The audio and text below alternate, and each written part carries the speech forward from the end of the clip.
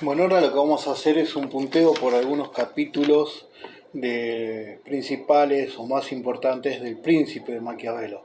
Si les interesa saber el cambio de la concepción de la política desde el humanismo cívico a la razón de Estado que se produjo en el siglo XV-XVI, a diferencia del siglo II-XIII, está en otros videos, lo mismo el contexto histórico de Maquiavelo y su interpretación de las diferentes posturas como cínico, como recordemos unificador, que son mitos, y por último como una visión neutral como científico, que es la más correcta. Eso están en otros videos. Ahora vamos a hacer un punteo.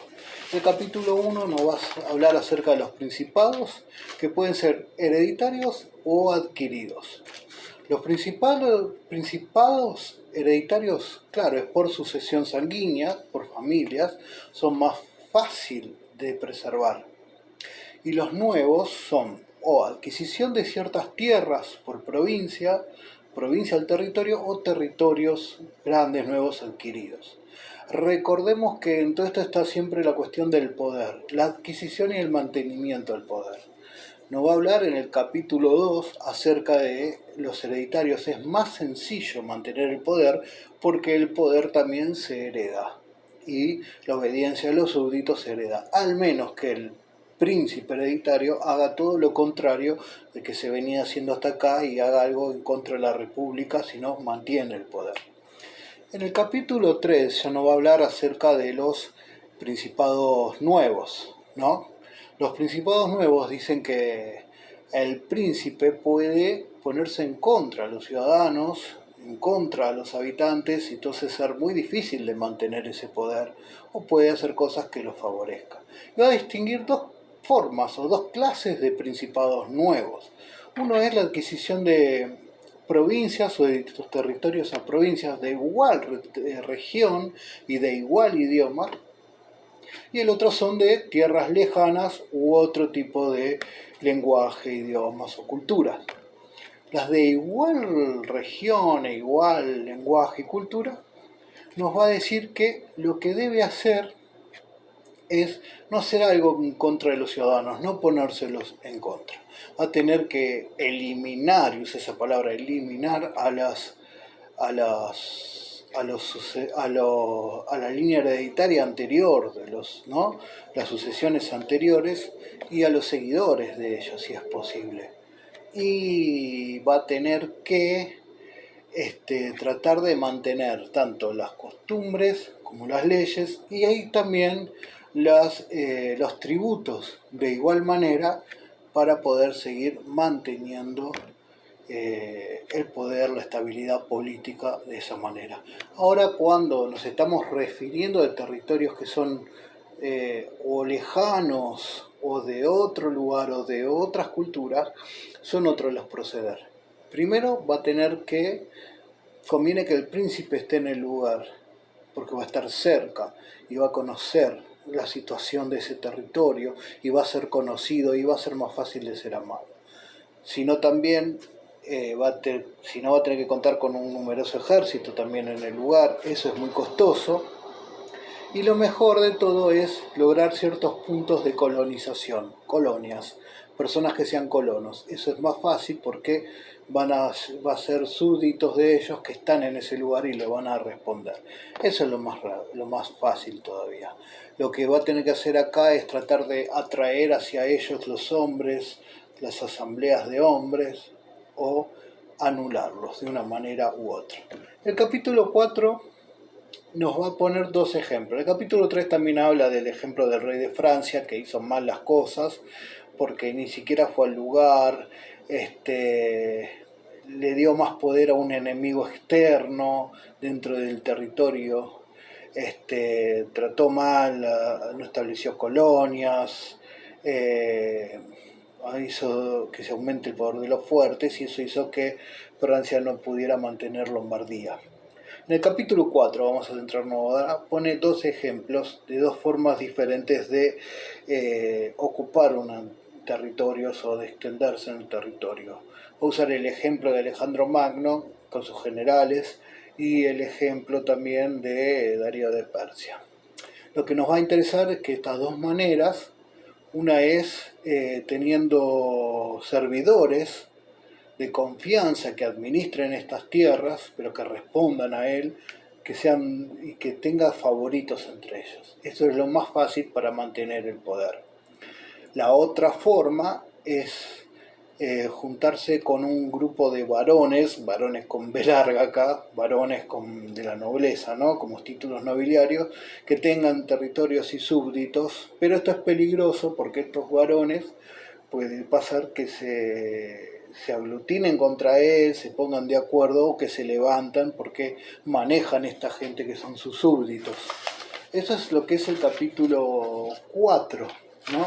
Pues vamos a pasarnos raudamente por varios capítulos y vamos a los que nos interesan para esta materia, que es historia de los sistemas políticos, al capítulo 17. El resumen del capítulo 17 es: debe ser amado o temido. Dice que el príncipe debe ser piadoso, pero una piedad con cuidado, porque mucha piedad es benevolencia, y la benevolencia se puede interpretar como debilidad. Entonces, tiene que ser un cuidado con eso, pero tampoco puede ser muy cruel porque se pone en contra a los ciudadanos, a los súbditos y puede causar inestabilidad. Entonces dice que lo más probable es que el príncipe sea temido. Dice que el temor es mejor que el amor, pero siempre tiene que ser un temor sin ser odiado. Vamos a volver en otro capítulo de esto. El capítulo 18 habla acerca de la fidelidad a su palabra. ¿El príncipe debe ser fiel a su palabra? Es la pregunta retórica, ¿no? Y no siempre. ¿Por qué? Porque el príncipe tiene que mantener la estabilidad política y cumplir con la razón de Estado, lo que al Estado le sirve. Muchas veces quizás vaya a tener que mentir o que ocultar la verdad, que disimular, y eso tiene que ver con justamente la razón de Estado. No estamos en el humanismo cívico que veamos videos más atrás. Lo que nos importaba era el orden, la prudencia, la templanza, lo bueno, lo justo. No, acá lo que nos interesa es la razón de Estado, la eficacia, el bienestar, el éxito. Por eso debe manejar el lenguaje, imponer ideas. Es otra cosa la política, que es lo que, recordemos que él dice que así funciona la política. No es un debe ser, sino lo que realmente es, ¿no? Y en bienestar al Estado. Por eso también es muy criticado él, pero recordamos la visión neutral como científico político. Él dice lo que pasa y dice cómo tienen que ser las cosas para que haya estabilidad. Volvamos a esto. Es el concepto de que el príncipe tiene que ser, y ponen una imagen, hombre y bestia. Hombre porque tiene que estar atado a las leyes, a la diplomacia, tiene que hacerlas cumplir, valer, y tiene que ser diplomático. Pero ojo, porque también tiene que ser bestia. Bestia por la fuerza, porque a veces va a tener que usar la espada, la fuerza. Pero como bestia distingue dos animales: el zorro, la zorra, y el león. La zorra por la suspicacia, por la astucia, las tretas, el engaño, las confabulaciones. Recordemos muchas cosas que aprendió del papado, ¿no? Y león por la fuerza y la valentía, la cuestión de los ejércitos. Eso tiene que ser para él en este capítulo. Después vamos a irnos al capítulo 19. El capítulo 19 vuelve a un tema. Dice que tiene que evitar ser odiado y menospreciado. Para ser odiado, un príncipe tiene que ser rapaz con los bienes de los demás, y pone un ejemplo con las mujeres de sus súbditos. Pensemos quizás en una cuestión quizás más de los señoríos medievales, de los, como decíamos, de los feudos, ¿no? Aquí no. Ahora en estos tiempos ahora no pasa eso, ¿no? Pero bueno, tiene que ser evitar ser odiado, no tiene que ser rapaz con los bienes ajenos, no tiene que ser demasiado corrupto, diríamos hoy en día. y no tiene que ser tampoco menospreciado, porque menospreciado se va a dar porque se demuestra débil a causa de la palabra afeminado, no firme. Tiene que mostrarse con grandeza, tiene que ser temido. Tiene que ser temido tanto en el interior con sus súbditos como en el exterior. Tiene que lograr paz y satisfacer a su pueblo, pero sin ser odiado. Siempre va a haber motivos para ser odiado, porque aunque haga bien las cosas, va a ser odiado. Pasa muchas veces hoy en día, en la política pasa, pero tiene que evitar que la mayoría lo odie y que la minoría lo ame. Al revés, tienen que amarlo la mayor cantidad, por eso sus obras tienen que ser buenas y tienen que odiarlo la menos personas posible. Pero a veces, haciendo cosas buenas, él dice, habla de la que va a haber malquerencias. En el capítulo 20 nos habla acerca de las fortificaciones, ¿no? Y porque recordemos cómo mantenemos el poder. Dice que muchas veces se usa la cuestión de desarmar a los enemigos, a los ciudadanos, a los súbditos, desarmarlo, o dividir las tierras sometidas, o haciendo diferentes bandos. Es medio peligroso estas cuestiones, porque esos diferentes bandos, algunos se les pueden ir en contra. Desarmar a los súbditos puede dar una desconfianza tal que termina siendo odiado. Lo más importante para él es armar al Estado, que ellos tengan el monopolio de las armas, sobre todas las cosas. Palabra mía, monopolio, ¿no? Pero recordemos que Maquiavelo fue el que formó el ejército de Florencia, profesional. Antes eran mercenarios. O sea, las armas las tienen que manejar el príncipe. En cuanto a las fortificaciones, dice que la mejor fortaleza es el amor. Es raro, pero es así. Hay que ser amado por su pueblo y no va a necesitar una fortaleza. Los van a defender los súbditos de sus atacantes. Y por último, el capítulo 25, que nos habla de la fortuna y la virtud, es un concepto muy bueno. Recordemos que él toma la idea de la fortuna de la diosa romana.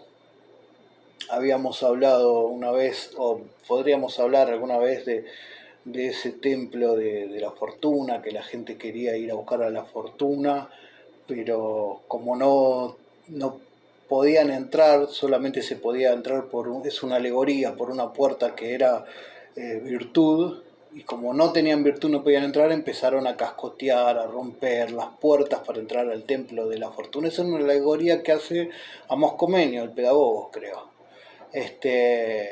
Y entonces después la gente se mete por cualquier puerta. Hay una rueda, que es la rueda de la fortuna, que lo lleva a la diosa, que algunos pueden subir, otros no. Y bueno, pero después vamos a ver si podemos en un video ampliar eso, que es una buena alegoría para poder verlo. La cuestión acá de Maquiavelo de fortuna y virtud dice que la fortuna es violenta, que la fortuna es introspectiva y a veces es buena, a veces es mala. Un príncipe a veces va a tener momentos de fortuna, pero no se puede regir por la fortuna, porque al regirse por la fortuna le puede ir mal, porque a veces no le toca, es caprichosa la fortuna. Entonces tiene que tener virtud. ¿Virtud para qué? Para adaptarse a los cambios estos de la fortuna, ¿no? Virtud para poder reconocer las cuestiones cuando tiene que ser intransigente, cuando no, cuando tiene que usar la astucia, cuando tiene que usar la fuerza. Tiene que tener virtud para poder adaptarse a los cambios. Bueno, prácticamente esto es un resumen de los capítulos que la cátedra tomó para sistematizar un poco el pensamiento del Príncipe de Maquiavelo, una obra fundamental en el pensamiento humano, en la política, un cambio que se da de un pensamiento medieval, retórico, a un pensamiento moderno, instrumental, práctico. Bueno, hasta acá esto. ya estaría cumplido. Recordemos, tenemos el cambio del pensamiento del humanismo cívico en un video hacia la razón de Estado, la distinción entre política, ciencias políticas y filosofías políticas, y en grandes rasgos las dos teorías de Maquiavelo y de Hobbes, que van los dos por la maldad del hombre en sí, uno por la teoría del conflicto, otra de las instituciones o el consenso, como es Hobbes, que vamos a ver más videos después del contexto histórico de Hobbes, que vamos a ver que son las revoluciones inglesas, la guerra civil, la Commonwealth de Cromwell, la restauración, bueno, eso lo vamos a ver después. Y vimos, retomo lo que vimos, ese cambio de humanismo cívico a Estado, razón de Estado. Vimos muy por arriba Hobbes y Maquiavelo como una introducción, diferencia entre ciencias políticas y filosofía política. Vimos el contexto histórico de la escritura del Príncipe, donde estuvo involucrado en la política de manera muy vívida Maquiavelo, la ha sufrido, la ha vivido y ha aprendido. Y vimos también, ¿qué más vimos? Vimos las concepciones de cómo es tomado Maquiavelo, que al principio de este video lo nombré, y ahora acabamos de ver acerca de los capítulos más importantes del Príncipe.